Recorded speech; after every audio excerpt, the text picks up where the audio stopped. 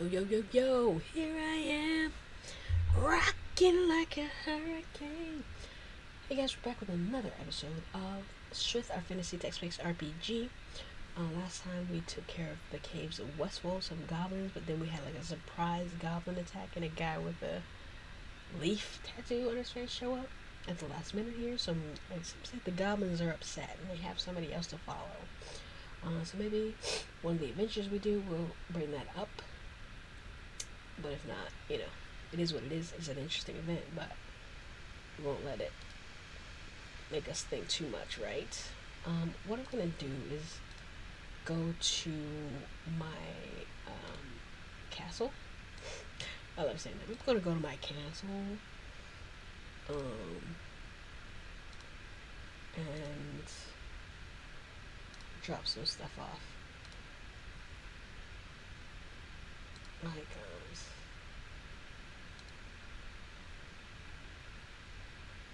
I just want to look. Okay, restore. The dagger, the ring. Just don't need 2 ropes. We need a flask box. Flask for I don't know. And drop off the claw, the hammer tongue, the keys and the artifacts.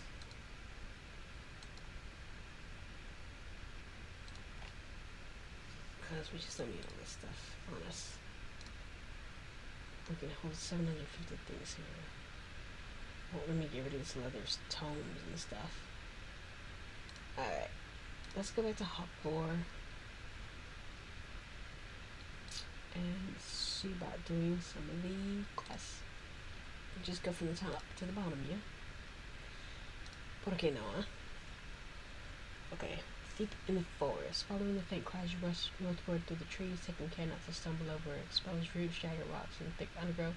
Always seem intended toward your every step. Okay.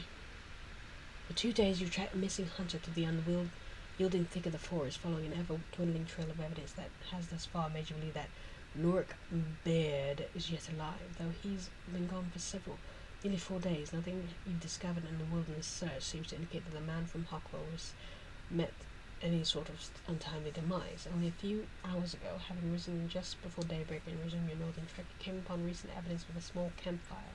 The ashes were cold, but a sadly charred circle served as a bolster your hope that you were at last closing in on the missing villager. What a return to Hawklor with Nuric and reuniting with his distraught wife and children enough to allow you to ignore your growing fatigue and press on to the wilderness. As afternoon on the second day of your search begins to wane, draping the woodlands in the long shadows that precede the onset of another lonely dusk, you happen upon a grim scene that fills you with profound sense of despair in the face of the wayward huntsman. At the edge of a broad grove of gnarled oaks, you discover a wide swath of leaf-covered wooden floor splattered with blood. A torn piece of heavy blood-soaked cloth, perhaps part of a tunic, lies further along. Feeling the rush begin to turn in a circle, your keen eyes scouring the surrounding forest for a body. As you pivot to the east, your eyes widen the sight of a creature silently stopping at the dense wall of the brush in the base of a moss-covered slope. The massive, fell-rinden brown bear, its head long lowered and its steely gaze frozen at you, moves slowly and gracefully through the thick foliage and begins to circle you. The ferocity and savage might of this bear is legendary, and despite your refusal to abandon all hope in finding Nuric alive, your imagination now filled with grim images of the hunter's likely demise.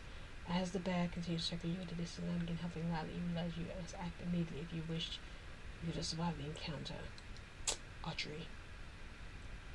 Launch your arrow and draw your bow, taking aim at the stalking bear with a sharp snap, followed by a high-pitched whistle. Your feathered shaft shrieks through the air and slams into the fearsome creature just behind its right front leg. The bear immediately staggers to the side, bellowing savagely. Before you can launch another arrow, he charges, the grim snarl echoing through the forest, swiftly closes in. Or he's dead. You step back from the bear's bloody carcass and quickly survey the surrounding forest. There's no sign of anything else left nearby. Your extra senses spend just a few minutes recovering from the fight and checking over your gear. But resume your search for Nurek when a series of faint, frantic cries rings out from somewhere to the north. Overcome by a sudden resurgence of hope, you hurry off in the direction of the unsettling shouts, praying that you believe at last locate the missing hunter. Following the faint cries, you rush northward through the trees, taking care not to stumble over the exposed roots, jagged rocks, and thick undergrowth, all which seem to intend on thwarting your average step. After only a few minutes, you reach the base of a steep, rocky hill. On the western side of the rise, you discover the broad, dark, moss-covered cave mouth. A thin trail of blood leads into the cave's gaping maw. You repeatedly call out for Nurek, and it is disheartened when you receive no reply. Daylight is fading fast, and with no further cries to guide you, realize your only viable option is to enter and search the cave. With a reliable light source in hand, your every sense alert for the first sign of danger, cautiously make your way into the damp, musty gloom. And we're here. What does it say? You're standing inside of the mouth of the cave, a broad sloping tunnel descends northward into the damp, eerie gloom that fills this remote forest lair. Now and again, the sounds of things unseen move through the seeming gloom, reach your ears as you cautiously explore the damp, dark cave. Okay, let's go down first. Nothing.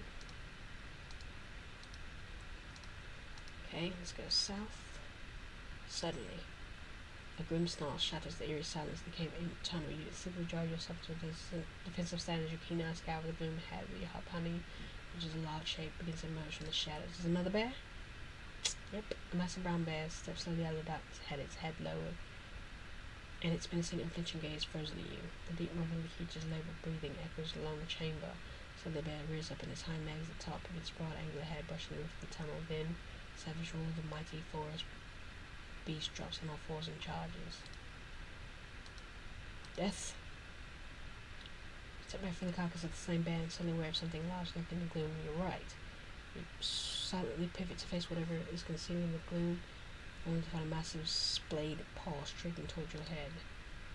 Oh no! Just your left, but not quickly enough to avoid being struck. The massive paw slams to the side of your head, sending you careening into the tunnel wall. Dazed, and your ears ring you, and blood streaming down your face, you turn to find yourself confronted by another brown bear. This creature, even larger than the one you just killed, bellows loudly as it lumbers forward and attacks. How dare you hit me? Kill! Kill!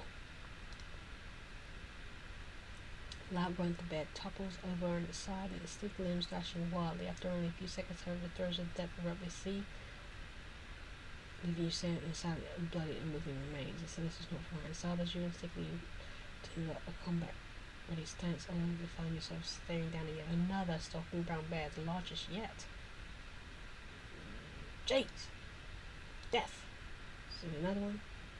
The third bear slumps lifeless at the floor of the cave, and leaning against the wall, exhales sharply in a grim stillness now hangs heavy in the silent dark of the cave tunnel. You cast your weary gaze along the leads of the uneven passage, but nothing stirs in the gloom. Taking a few moments to check of your gear, you cautiously prepare to continue your exploration. Going south. Suddenly, is there more bears? You reach the end of the twisting tunnel and discover a jagged vertical crevice between two imposing shows of rock which leads to a thin fresh trail of blood. You're about to step forward and investigate when a man clad in tattered leather tunic slowly begins to squeeze out of a narrow opening. Your heart leaps when you suddenly realize you last found Nurek.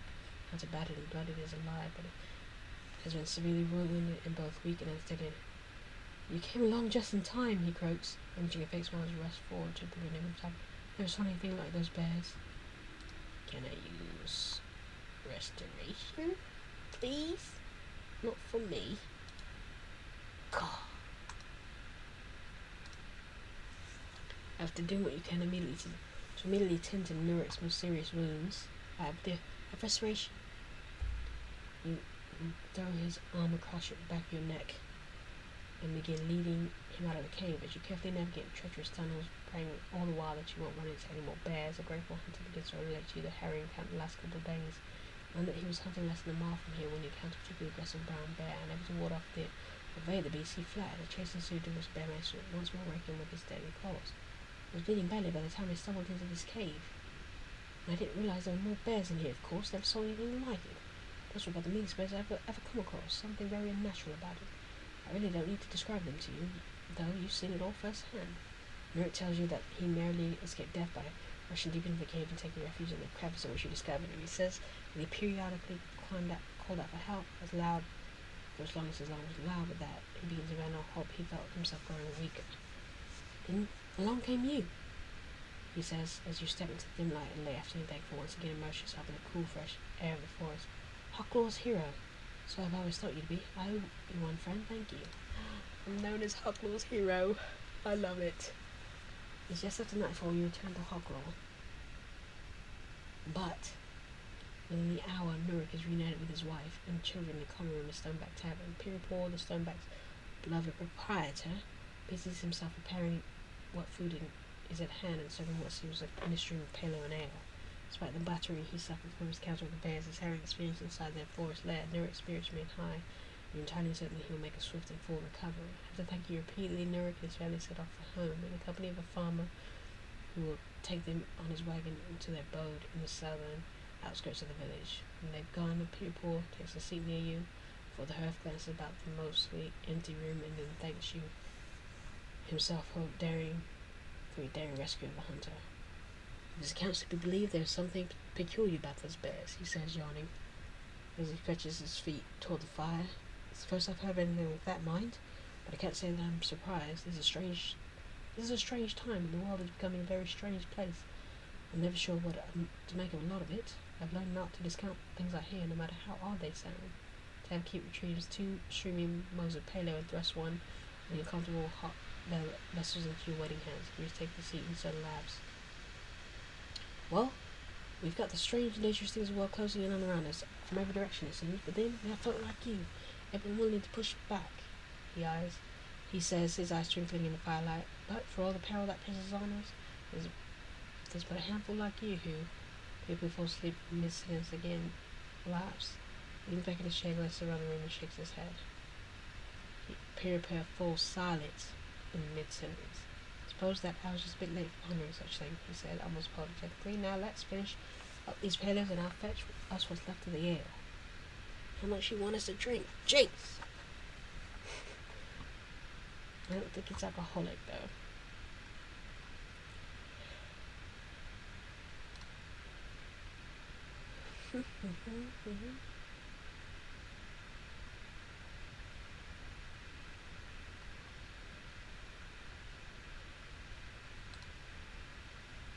See? Here's what I was talking about. A scale difficulty makes it closer to your level. So, let's go for it. So begins the cabin. At the side of an abandoned cabin deep in the forest, several miles east of Hawklor. On your way back to Hawklor after unsuccessfully searching the surrounding forest for an ancient stone idol rumored to exist somewhere in the tangled woodland, you happen upon a ramshackle cabin. The dilapidated structure is still missing, and its roof partially collapsed stands only barely at the edge of a dense thicket. As you make your way up to the timber dwelling, a guttural snarl to your left freezes you in mid-step. You instinctively spin in the direction of the unnerving sound, simultaneously drawing yourself into a defensive stance. Stepping out from the corner of the cabin is broad-nodded fist applying their crushing grip to half of a weighty spike club is a snarling ogre. The fearsome behemoth, his gruesome bulk draped in an assortment of hides, growls something, and within seconds two gave goblins step out from nearby brush and move to his side. The leather-clad goblins, dwarfed in the presence of the ogre, draw short swords and take several tentative steps in a direction. The ogre begin grumbling what you can only assume is command. The goblins immediately charge at you, their swords poised to cut you down. Archery. Swiftly nudge an arrow, take aim at the goblin at the right. As you gently exhale, you loosen the arrow. Noose! Watches the feathered shaft embed itself to the right side of the bounding creature's chest. Shrieking, eyeing the goblin desperately clutches at the protruding arrow, but ultimately topples over dead before his body strikes the ground. The remaining goblin, his expression one of abject fear, turns and flees into the forest, much to the visible chagrin of his ogre master. The ogre glares at the corpse of the goblin slain by your arrow and snorts derisively before returning to his contemptuous gaze to you. With a startling speed, the fearsome beast rushes at you. Dude. Pink? Wow. Grunting with ever reverberating step. The spiked club raises in anticipation of dealing you a decisive blow. You draw yourself into the defensive stand and prepare to meet the ogre's charge.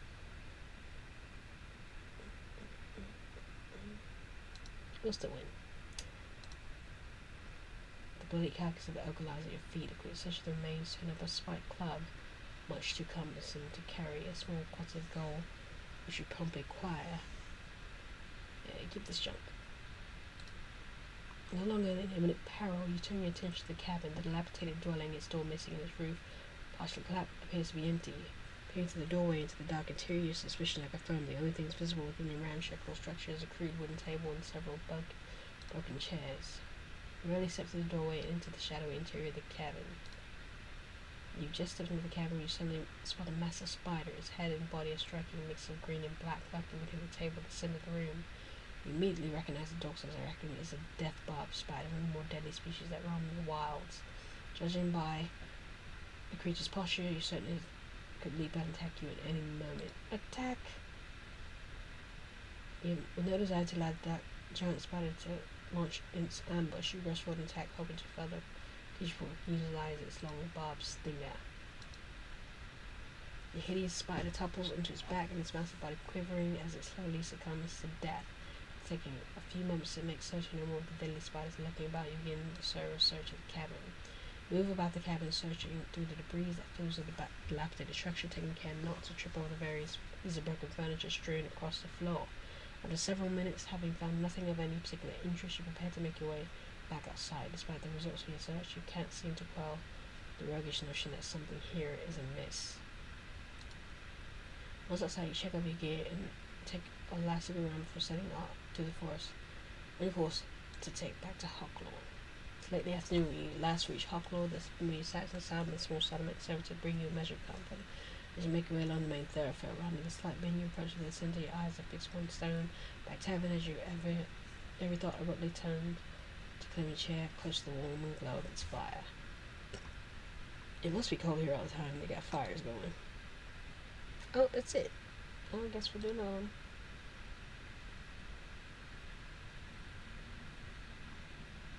Let's do On the Road to Hawklor. Make it scaled. Get it. And so begins On the Road to Hawklor. Breezy, warm afternoon during the waning days of summer. One of the more frequently traveled forest road leads towards Hawklor from the south. The young man, whose demeanor suggests he's only just noticed you approaching from the opposite direction, stops. Gently steps down a well-worn leather satchel and endeavors in vain to strengthen his dusty, road-worn attire. Having completed what bears all markings of a well-practiced ritual, he picks up the satchel and slings it back over his shoulder before hailing you with a wave. Countless lonely paths that win their way through the wilds of the North Broadlands are places in which travelers are best served by an overabundance of cautions. It's with such a wary mindset you approach upon the young man, fervently surveying the immediate area before turning his friendly gesture with a few words of greeting. Well met, he says, tipping the brim of his grimy cloth cap perched atop his tangled nest of sandy hair. Have you come from Hawklor? Is it much further? When you tell him that Hawklor is just a couple miles along the road, his face brightens. I've been going a long while since my last proper stop, he says, looking back along the broad, well-worn lane. They've an inn, I hope. I've got food, such that it is, but I would trade everything I carry for a place to set myself down good and proper. But I wouldn't trade everything, but almost everything. The young man gently pats the satchel hanging on his side and tells you that he's delivering its contents to his master, a mage by the name of Northling in Trithic. Uncertain why he's chosen to reveal so much to someone he's just met, you content yourself to listen as he continues to speak. I'm to meet the stage in Hawklor and take it to Trithic, he says, still patting the side of the satchel. I hope the ride, but the coach isn't as jolting as I might dare to imagine. It's in this back, it's in all that many bumps and jolts. It's partly the reason I've been moving along on foot ever since I got off the last coach somewhere south, to a village called Turnwalk. You begin to wonder just how long the young man will continue to talk and how much about his affairs he may ultimately reveal. Then he suddenly bows and introduces himself as Pethman Shukar, apprentice of your Whistling of Seer. You reciprocate the introduction and he bows. Have you heard of Yorthaman? No? He's a great mage, perhaps one of the best our age has known, he says, beaming, unable to disguise the admiration he holds for his master. In fact, I'm carrying the two components of one of his latest experiments to him. That's what's in this bag. It's very unpredictable, highly volatile, but all as well as long as the components are mixed with each other. As Pethman continues to talk, babbling on what quickly becomes a dizzying eclipse, you begin to realize he's desperately wanting you to inquire about the magical components which you more than once eluded. I think you should be wary of strangers. The words of warning delivered in what you hope comes across as a non-insulting manner seem to resonate with Pethman. The young major sprinter nods and tells that he should perhaps be more selective about what he shares and with whom he shares it. Believing you've done your bit of good and hoping it will serve him well, he continues on his travels. You sense that he's waiting for you to inquire about the magical components he's carrying. Alright. A satisfied smile spreads across Pethman's face. The young man promptly repeats he's carrying two components for which one of the master's latest magical experience. He tells you that the first component is an extremely volatile potion, and the second in the box containing 4 shrunken armored scavengers. The potion contains a powerful essence of growth, he said with unmistakable pride. It will, if the upcoming experiment goes well, return the 4 beetles to their rightful size. I'm certain we won't be performing the experiment indoors. We'll only work on the shrunk beetles, nothing else, but care must be taken still. Curiosity now sufficiently piqued you as from Pethman. If you can have a look at the components without hesitation, he nods and steps closely, hand already moving to the flap of the leather satchel. You watch as he struggled with a pair of thick straps that hold fast in such as flap. As repeatedly changing tactics, he managed to loose the straps, sufficiently allowing him to open the bag. The man lifts the worn flap and reveals the contents of the leather satchel. A vial filled with top with a cloudy blue liquid and a small wooden box. You can hear something scuttling about inside the closed box. Something about the close proximity of these curious objects, items that Pethman indicated should not mix with one another, serves to set your every nerve on edge. It's that precise moment, as you rise that back and forth between the vial and the box, that you notice the crack. When you make mention of a thin crack running down the side of the vial, Pethman gasps and all but plunges his head into the satchel for a closer look. He curses, quickly apologizes to that person and looks up at you with his face suddenly ashen. That bottle breaks. The minute that mixture leaks out, it'll be... A sharp splintering sound suddenly rings out, and the two of you instantly lock horrified gaze into the vial. A second, more pronounced crack has appeared right next to the first. The indication is that the vial will immediately shatter.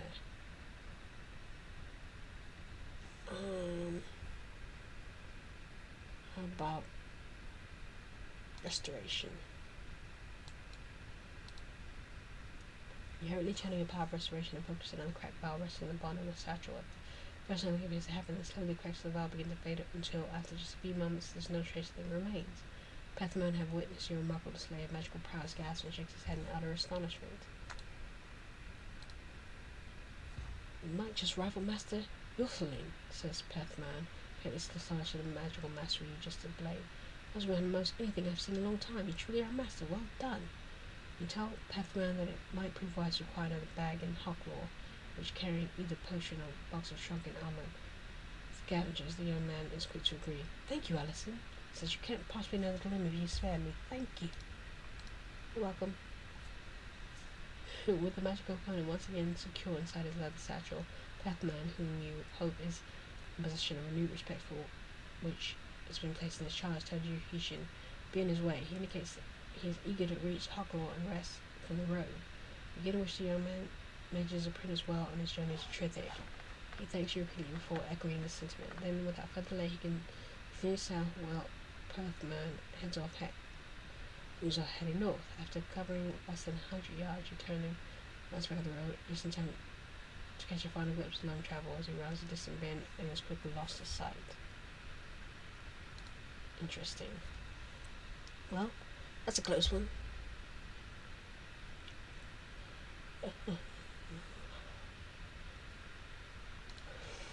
I wonder if there's any short enough for the rest of this episode.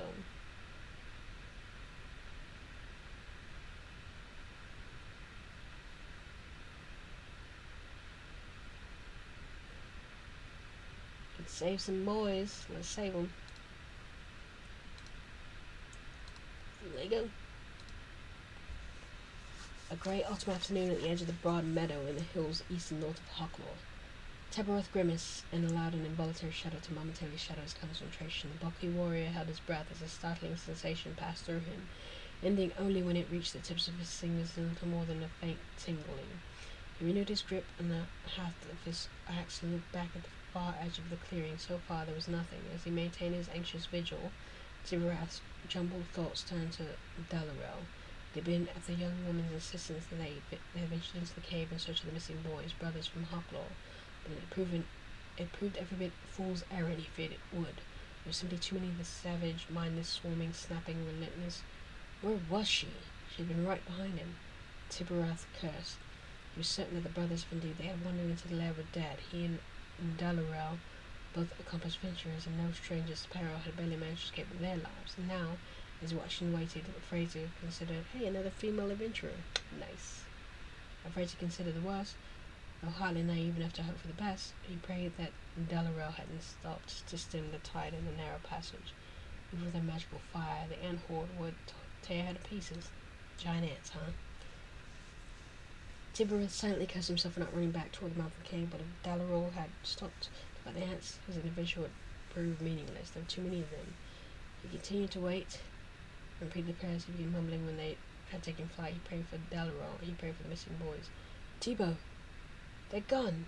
They didn't follow me out! Dallarel's breathless shout reached his ears in a few moments before the young woman burst out of the forest and into the clearing.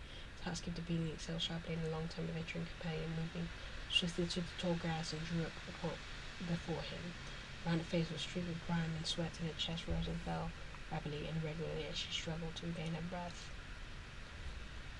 I don't think those boys are in there, he said, placing his hand on her shoulder. The gesture as much as to allay his own misgivings about abandoning the endeavour as it was to ensure the young spellcaster. We should probably... Dallarel produced what appeared to be a pair of sticks and held them out for a companion to take. Tiberath set down his axe and took the two pieces of wood. Quickly he realized they were tied together in the fashion blade and hilt of a crude wooden sword. He stared knowingly at Dallarel and she nodded. It doesn't matter, they're still alive, but they were in there. It doesn't mean that they were still alive, but they're in there. I ran over that on the way out and went back to get it. I had to be sure.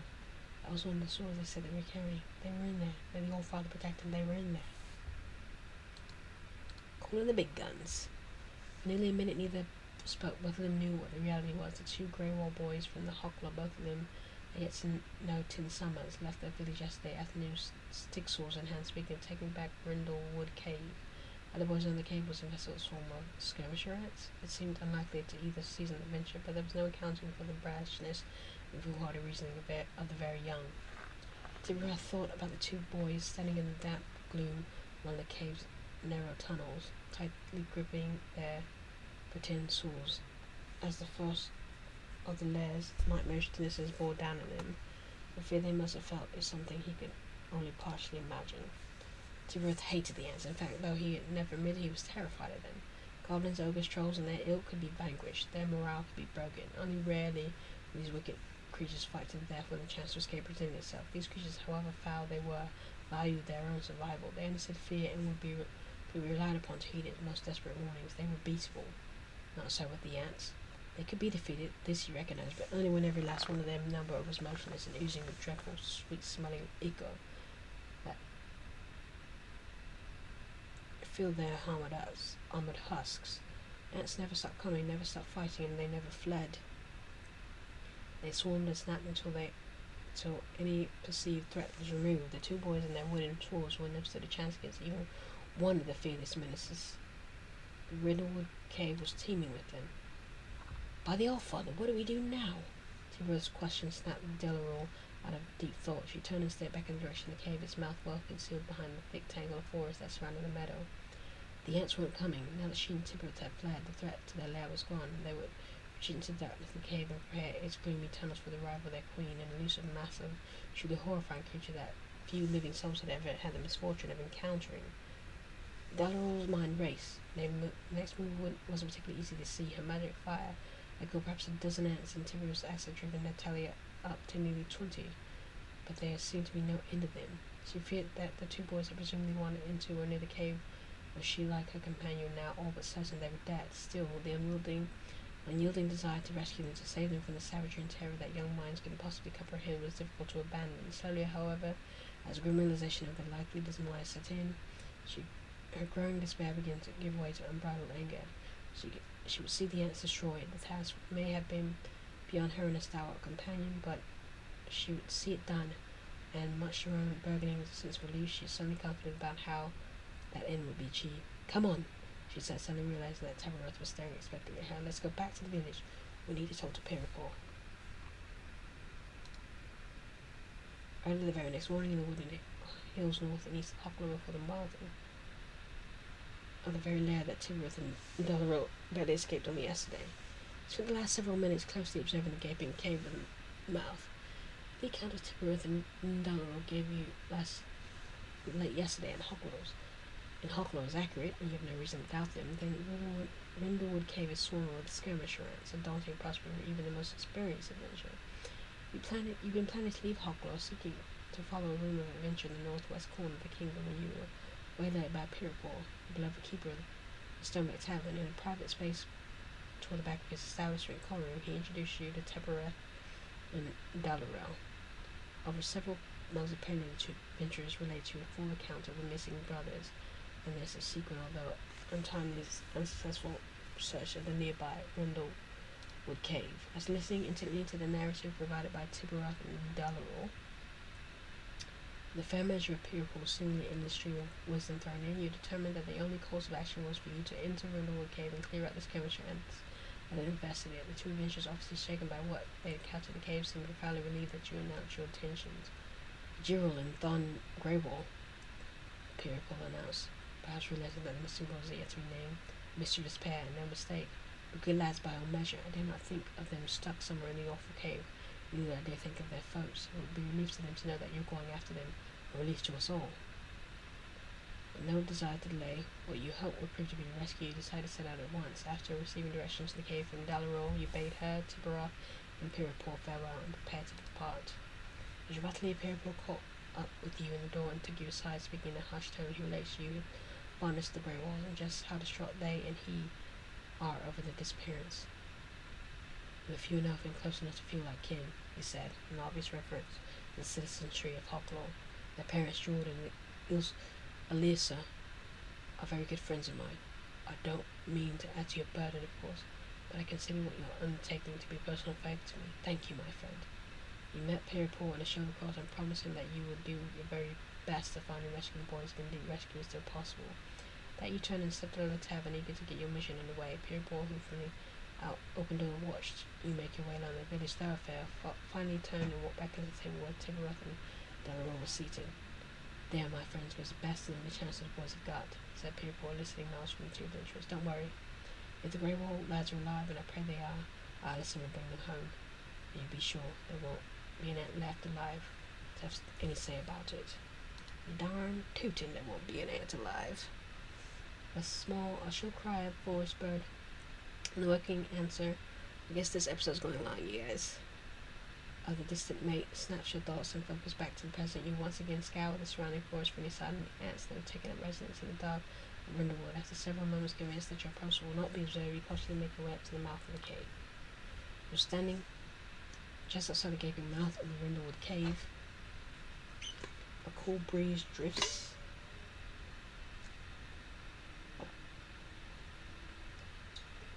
out of the cave's shadowy maw, bearing on its breath a strange, somewhat sweet odor. So I'll take a sweet over what we've been smelling. Despite the danger you certain lurk in the darkness beyond the cave's maw, you realize that you must spray the perils of lair if you had any chance of finding the missing Grey Wall boys alive. Let's go! You're standing just inside the broad mouth of Rindlewood Cave, enveloped in the eerie gloom that fills its dank forest lair. Before you, slipping tenderly south into the heart of the cave. Alright. You instinctively draw yourself in defensive as the skirmisher and charges out of the gloom ahead. With his deadly jaws stretched wide, the fearsome creature bears down on you with unnerving swiftness.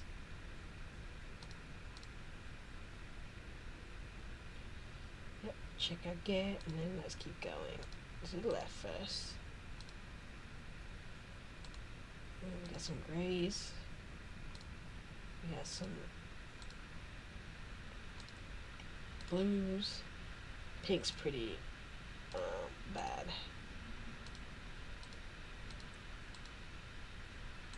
But gray's not so bad. Just keep swinging. If I didn't know restoration, it might be a problem.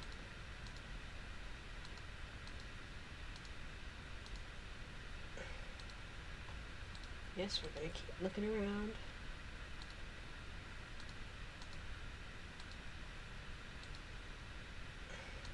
Keep killing ants.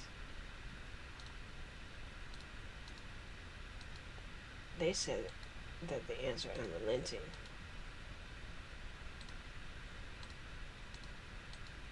This way. Which is true, but how many are there? Try a little tender, yeah. Without warning, 5 skirmish ants suddenly charged out of the gloom. Their vicious, fearless creatures swiftly moved to surround you, making escape impossible. Without pounding, you drag yourself into a clump and ready stands and position yourself to face swarming ants one at a time. Death to the heathens. 2, 3, 4,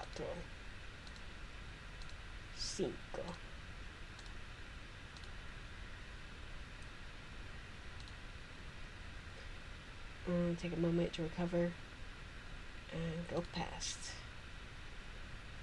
I can quickly head to the entrance. That's nice. Alright. Let's have a Kevic leaf. Let's do the Kevic potion. Elixir it is.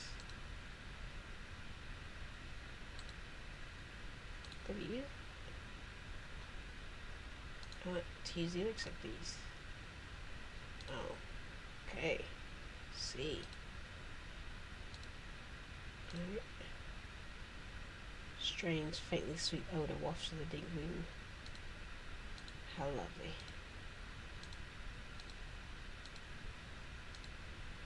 Okay. Met up where we were. It's good. All the way on the bottom here is a deep cave, bruh.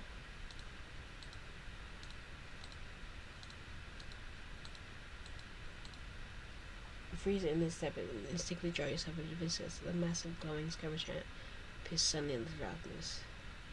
The piercing creature, its armored body shown by a faint green aura, wildly snaps its deadly jaws until it moves swiftly.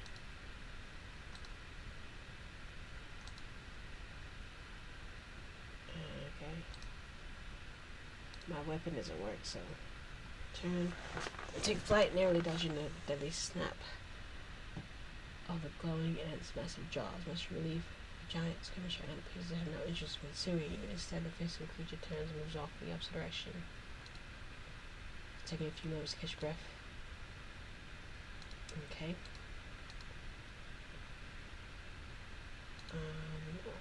We're not gonna fight something that we can't fight. There's one that way, there's one this way. Okay. About up this way. We can't go that way. Okay. Flee immediately. About north. Nope. They leave immediately.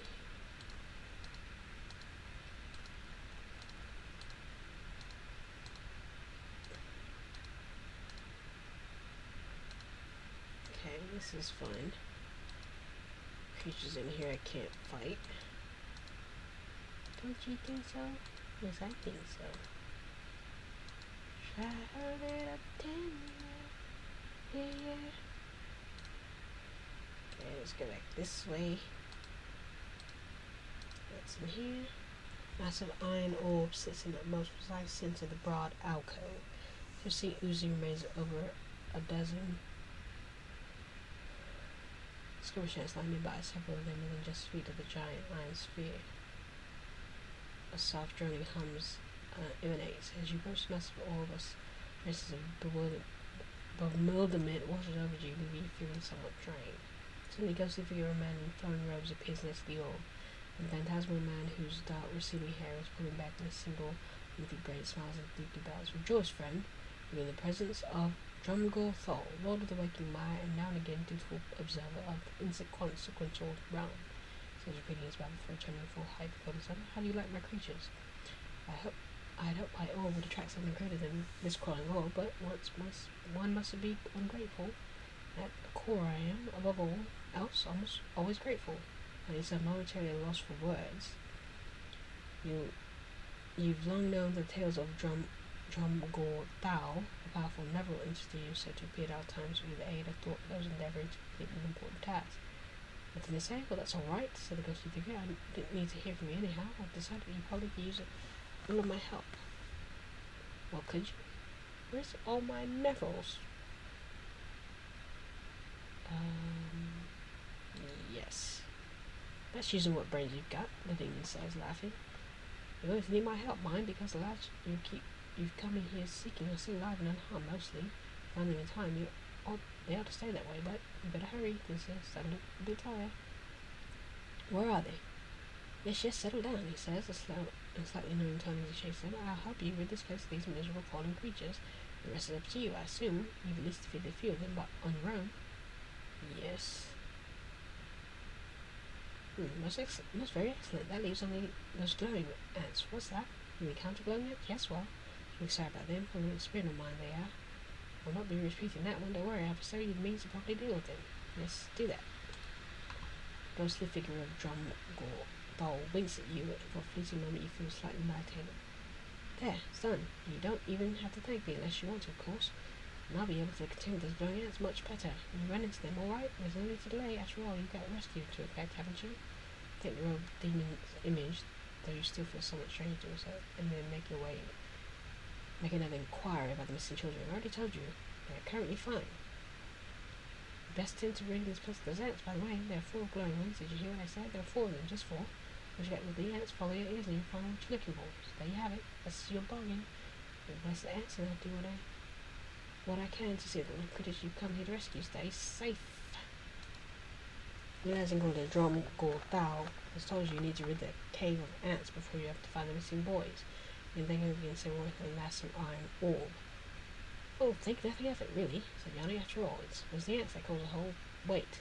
You never heard that? Yes, but Tim, you never heard any of that. Alright, off you are. I'm happy those miserable creatures. Okay, bye. Okay, good. Try a little tenderness, yeah. Yes. Death to the heathen. Oh, wait.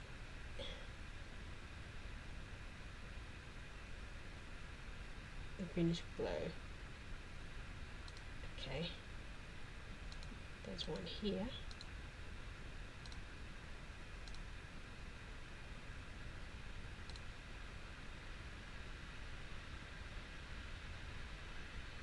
What I need is another elixir. Thank you so much. Okay, there's one here.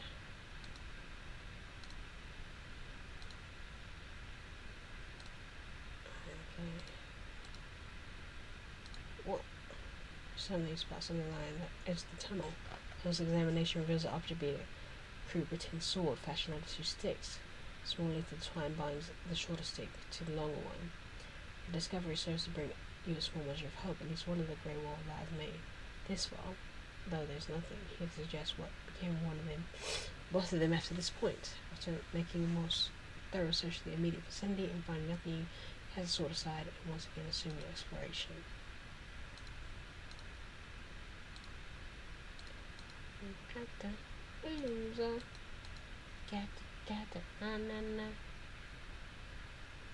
Yep, there's only 4. We've got 4.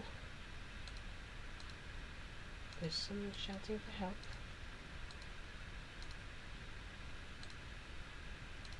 It's more to the far west, it says. South and west.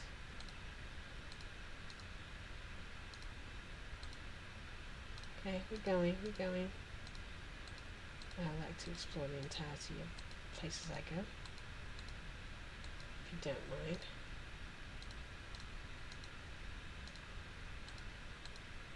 Okay, going this way.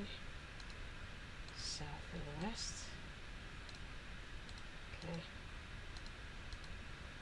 South and west. Oh, we're going west.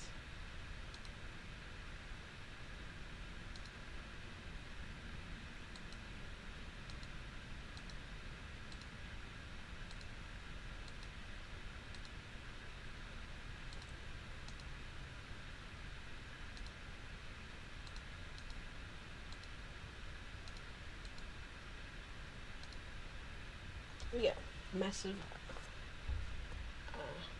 This is where the old is. And we guys still go south and west.